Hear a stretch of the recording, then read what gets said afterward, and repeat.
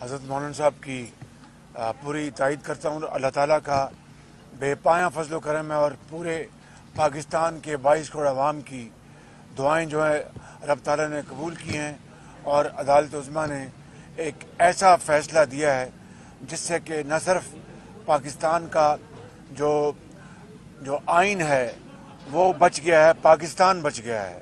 اور عدالت عظمیٰ نے یہ فیصلہ دے کے اپنی جو انہوں نے اپنا وقار اور اپنا ان کی جو انڈیپینڈنس ہے اس کو 4 چاند لگائے ہیں.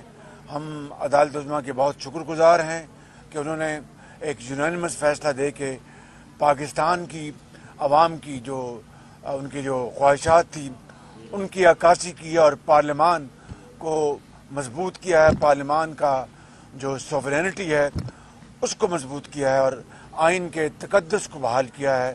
میں سمجھتا ہوں کہ یہ ایک شہر رمضان میں یہ ایک بہت بڑا یہ مارکہ سر کیا ہے پاکستان کے 22 کروڑ عوام نے، متحدہ اپوزیشن نے اور تمام اتحادی پارٹیز نے اور عوام کے ساتھ مل کر یہ جو جنگ ہم نے غربت کے خلاف لڑنی ہے، بے روزگاری کے خلاف لڑنی ہے اور مہنگائی کے خلاف لڑنی ہے، یہ انشاءاللہ ہم مل کر انشاءاللہ لڑیں گے.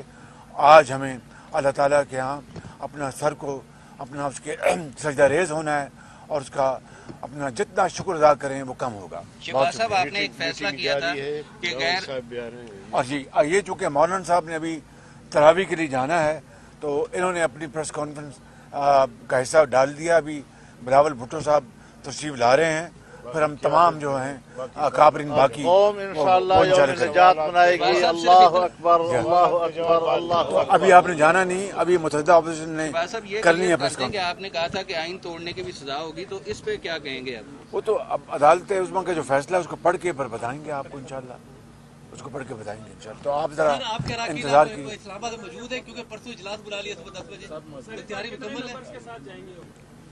بس وہ ہم آپ کو جینون سرپرائز دیں گے، جعلی سرپرائز نہیں دیں گے.